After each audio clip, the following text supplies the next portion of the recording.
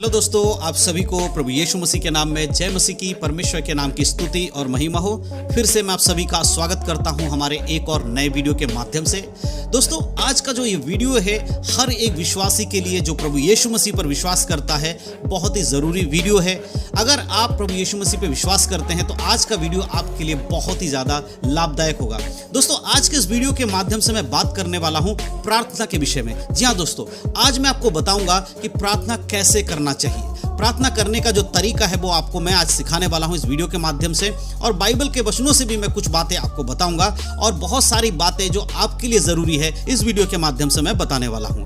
क्योंकि बहुत सारे हमारे ऐसे मसीह भाई बहन लोग हैं जो प्रभु पर विश्वास तो करते हैं, लेकिन कई बार उनको प्रार्थना करना नहीं आता है। जब उन्हें प्रार्थना करने के लिए कहा जाता है तो वो कहते हैं कि हमें प्रार्थना करना नहीं आता, हम किस तरह से प्रार्थना करें। और बहुत ज़रूरी है कि हर एक मसीह भाई बहन लोग इस बात को समझे कि जब हम प्रभु यीशु मसीह पर विश्वास करते हैं तो हमारे लिए प्रार्थना करना और वचन को पढ़ना अनिवार्य है। अगर आप एक विश्वासी हैं तो आपके लिए वचन को पढ़ना और प्रार्थना को करना ज़रूरी है। आप या फिर वचन बिना पढ़े नहीं रह सकते या प्रार्थना बिना करे नहीं रह सकते। हर विश्वासी के लिए ज़रूरी है, सबको ये करना चाहिए। तो आज इस वीडियो के माध्यम से मैं आपको बताऊंगा कि जब आप प्रार्थना नहीं कर पाते तो आपको कैसे प्रार्थना करना चाहिए, किस प्रकार से आपको प्रार्थना करना सीखना है। बाइबल के अंदर से मैं कुछ चीज़ों को आपको बताने वाला हूं और मैं व्यक्तिगत रूप से भी कुछ उदाहरण देकर आपको समझाऊंगा कि अगर आपको प्रार्थना करना नहीं आता है, आपको भी लगता है कि मैं कैसे प्रार्थना करूं, जब भी मैं प्रार्थना करने का सोचता हूं या फिर सोचती हूं तो मैं प्रार्थना नहीं कर पा रहा हूं, तो मुझे क्या करना चाहिए। तो आज बिल्कुल निश्चिंत हो जाइएगा। इस वीडियो को अगर आप पूरा देख लेंगे तो आपको पूरी तरह से समझ में आ जाएगा कि प्रार्थना कैसे किया जाता है और कैसे प्रार्थना सीखना है। तो बड़े ध्यान से आज के वीडियो को देखिएगा, स्किप करके बिल्कुल मत जाइएगा, क्योंकि हमारे वीडियो ज़्यादा लंबे नहीं होते हैं। 6, 7, 8, 10 मिनट तक का वीडियो या 12 मिनट तक का वीडियो होता है। उसमें मैं कोशिश करता हूं कि सारी बातों को आपको बता दूं और ताकि आपको अच्छे से चीज़ों को समझ में आए। तो चलिए दोस्तों, ज़्यादा देर नहीं करते हुए आज के इस वीडियो को हम सब मिलकर शुरू करते हैं। तो दोस्तों, जैसे कि वीडियो की शुरुआत में मैंने आपको डिटेल में बता दिया है कि आज का हमारा वीडियो जो होने वाला है वो प्रार्थना सीखने के विषय में होने वाला है कि प्रार्थना कैसे करना है। बहुत बार मैंने आपको वीडियो बनाकर बताया प्रार्थना करने का सही तरीका क्या है, प्रार्थना बाइबल के अनुसार कैसे करना चाहिए, एक विश्वासी को प्रार्थना कैसे करना चाहिए। लेकिन आज की इस वीडियो में मैं कुछ अलग हटके बताने वाला हूँ। आज मैं बताने वाला हूँ जिनको प्रार्थना करना नहीं आता, जो प्रार्थना करने से डरते हैं, जिन्हें लगता पता नहीं प्रार्थना कैसे करेंगे, उनके लिए वीडियो बहुत ही ज़रूरी होने वाला है, खासकर नए विश्वासी के लिए। अगर आप एक नए विश्वासी हैं तो आज का वीडियो आपके लिए बहुत ही ज़्यादा महत्वपूर्ण है। बड़े ध्यान से वीडियो को देखिएगा। सबसे पहले मैं आपको एक वचन पढ़ के सुनाना चाहता हूँ। बाइबल से एक वचन पढ़ेंगे, लूका रचित सुसमाचार उसका 11 अध्याय और उसके 1 आयत को पढ़ेंगे। देखिए, यहाँ पर लिखा है, वह किसी जगह पर प्रार्थना कर रहा था। जब वह प्रार्थना कर चुका तो उसके चेलों में से एक ने उससे कहा, हे प्रभु, जैसे यूहन्ना ने अपने चेलों को प्रार्थना करना सिखाया वैसे ही तू भी हमें सिखा दे। यहाँ पर प्रभु यीशु मसीह जब प्रार्थना कर रहे थे, जब प्रार्थना करके वो खड़े हुए या प्रार्थना से जब वो उठे तो उन चेलों में से, यीशु मसीह के चेलों में से एक ने आकर उससे पूछा कि हे प्रभु, हमें तू प्रार्थना करना सिखा। जैसे यूहन्ना बपतिस्मा देने वाला जो व्यक्ति था वो अपने चेलों को प्रार्थना करना सिखाता था, उसी प्रकार से आप भी हमें प्रार्थना करना सिखाइए। इसका क्या मतलब मेरे प्रियो, कि हर एक विश्वासी को प्रार्थना करना आना चाहिए और प्रार्थना करना ज़रूरी है और उसको सीखना भी पड़ता है। ऐसा नहीं है कि आप प्रार्थना करना एक दिन में सीख जाते हैं या आपने यीशु मसीह पर विश्वास कर लिया तुरंत आपको प्रार्थना करना आने लगा। नहीं मेरे प्रियो, जब हम प्रभु यीशु मसीह पर विश्वास करते हैं तो हम एक नए बच्चे के समान होते हैं जिसे बहुत कुछ सीखना होता है।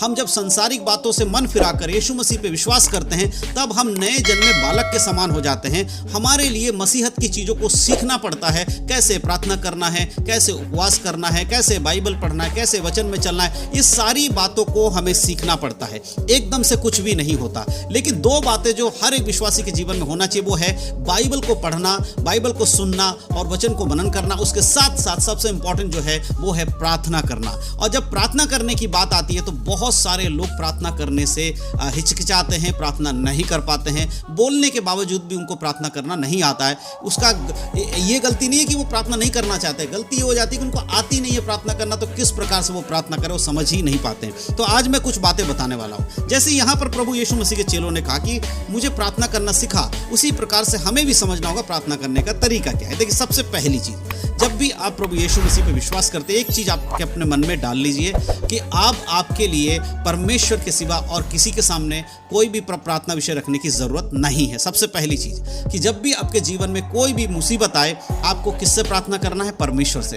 अब बहुत सारे लोग प्रार्थना तो करते हैं, लेकिन वो सोचते हैं कि अगर हम हिंदी नहीं आती है तो हम कहीं हिंदी में प्रार्थना नहीं कर पाएंगे। कोई जब मीटिंग में है, मान लीजिए आप एक चर्च में जाते हैं, उस चर्च के लोग हिंदी बोलकर प्रार्थना कर रहे हैं। आप हैं कि आप किसी और राज्य से हैं जहाँ पर हिंदी ज़्यादा नहीं बोली जाती, आपको हिंदी बोलना नहीं आता है, तो आप वहाँ पर प्रार्थना नहीं कर पाते हैं। आपको लगता है कि मैं अगर अपने भाषा में प्रार्थना करूँगा या करूँगी तो लोगों को बुरा लगेगा। तो इस हालात में भी कई लोग प्रार्थना नहीं करते हैं, वो अपने आप को शांत बिठा लेते हैं। तो क्या ऐसा सही है? नहीं मेरे प्रिय। देखिए, सबसे पहले दुनिया में जितनी भी भाषाएं हैं, उन सारी भाषाओं को परमेश्वर ने बनाया। परमेश्वर को सारी भाषाएं आती हैं। परमेश्वर हर एक भाषाओं को समझ सकते हैं, उनसे बात कर सकते हैं। तो इसीलिए सबसे पहले अपने मन में ये डाल लीजिए कि जिस भी भाषा में आप प्रार्थना करते हैं, प्रभु उसको सुनता है। और प्रार्थना का लिए कोई अलग से भाषा की जरूरत नहीं है। आपको जो भाषा आती है, आपकी जो मातृभाषा, आप जिस भी गांव के हैं, देहात के, शहर के, कहीं के भी हैं, चाहे आप गुजराती बोलते हो, मराठी बोलते हो, हिंदी बोलते हो, बंगाली बोलते हो, केरला के मलयाली बोलते हो, या तमिल के कन्नड़ बोलते हो, कुछ भी आप बोलते हो, किसी भी लैंग्वेज, या पंजाबी बोलते हो, आप किसी भी लैंग्वेज में परमेश्वर के सामने बैठकर प्रार्थना कर सकते हैं। अब बात आती है कि हम जब कलीसियाओं में या किसी सभा में होते हैं तो बहुत सारे लोग हमसे कहते हैं कि आप एक विषय आपको दे दिया जाता है और कहा जाता है कि आप इस विषय के लिए प्रार्थना करो। तब आप हिचकिचाने लगते हैं कि मैं प्रार्थना कैसे करूं, क्या बोलना है। तो सबसे पहली चीज़ आपको समझना है कि जब भी आप प्रार्थना करें, अगर किसी ने आपको प्रार्थना करने के लिए कहा है तो आप उन शब्दों को सुने कि उसने क्या कहा है, किस विषय के लिए प्रार्थना करने के लिए कहा है।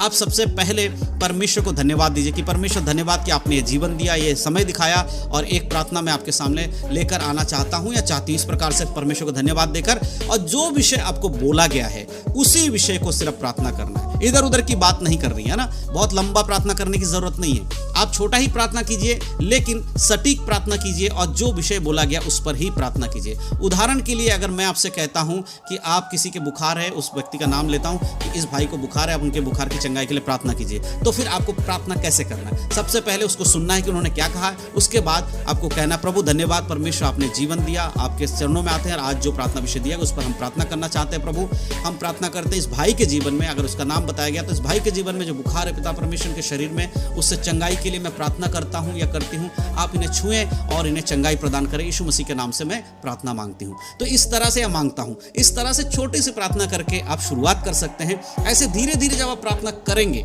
आपके अंदर से वो हिचकिचाहट खत्म हो जाएगी कि मुझे प्रार्थना कैसे करना है, क्या मैं प्रार्थना कर पाऊंगा या नहीं कर पाऊंगा। इस तरह की बातें धीरे धीरे आपके अंदर से जाने लगेंगी। तो जरूरी क्या है? जरूरी है कि आपको प्रार्थना चाहे छोटा हो, लेकिन करना शुरू करना है। आप ये सोचकर मत बैठिएगा कि मैं प्रार्थना कैसे करूं, मुझे भाषा बोलनी नहीं आती, या मैं नया विश्वासी हूं तो मुझे प्रार्थना करना नहीं आता। देखिए, आप परमेश्वर के सामने जब प्रार्थना करते हैं, वो आपका पिता है। आप ये चीज़ मान लीजिए कि जब हम अपने परिवार में होते हैं, हमारे पिता से हम कुछ मांगना होता है तो हम डायरेक्टली पिता से बोलते हैं। हमारे अंदर कोई हिचकिचाहट नहीं होती, क्योंकि हम जानते हैं कि हमारा पिता हमारे लड़खड़ाते हुए जवान को भी सुन लेगा, समझ लेगा। तो इसी प्रकार से जब हम परमेश्वर के पास आते हैं तो हमें प्रार्थना करते समय हिचकिचाना नहीं है, और जो भी प्रार्थना मांगते हैं उस पर विश्वास करना है कि प्रभु उन प्रार्थनाओं को सुनते हैं। इस प्रकार से आपको प्रार्थना करना शुरू करना है, डरना नहीं है। बहुत सारे लोग घबरा जाते हैं, डर जाते हैं कि हम प्रार्थना कैसे करें। मैंने देखा है बहुत सारे मीटिंग्स में जब मैं होता हूं तो लोग प्रार्थना करने से हिचकिचाते हैं। तो इसीलिए मैं आज ये वीडियो बना रहा हूं। बहुत सारे लोगों के अंदर ये प्रॉब्लम होती है कि वो जल्दी से प्रार्थना नहीं कर पाते हैं। आप शुरू करिए, धीरे धीरे आपका ये प्रैक्टिस होने लगेगा, धीरे धीरे आप प्रार्थना में आगे बढ़ने लगोगे।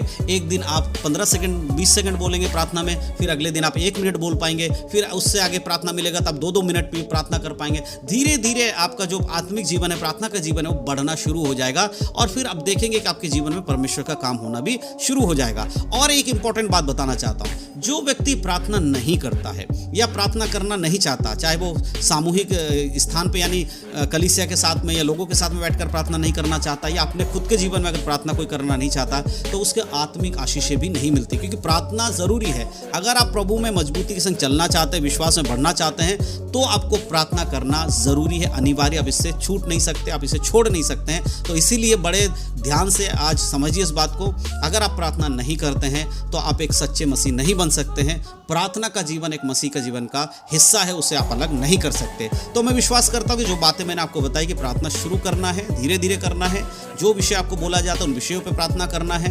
किसी भी लैंग्वेज में कर सकते हैं आप, किसी भी राज्य, देश, दुनिया कहीं से भी हो, आप अपनी भाषा में करिए। अगर जो भाषा में प्रार्थना कर रहे हैं लोग, अगर वो भाषा आपको नहीं आती है तो आप अपने भाषा में प्रार्थना करिए, लेकिन प्रार्थना ज़रूर करिए। और प्रार्थना करने के बाद एक शब्द ज़रूर बोलना होता है कि यीशु मसीह के नाम से मांगते हैं, आमीन। हम पिता से मांगते हैं, आमीन। इस तरह से प्रार्थना करके समाप्त करना है। तो मैं विश्वास करता हूँ कि आज के इस वीडियो के माध्यम से जो जानकारी मैंने आपको दिया है, प्रार्थना करना, कैसे प्रार्थना करना है, कैसे सीखना है, उस बात को मैंने बताया।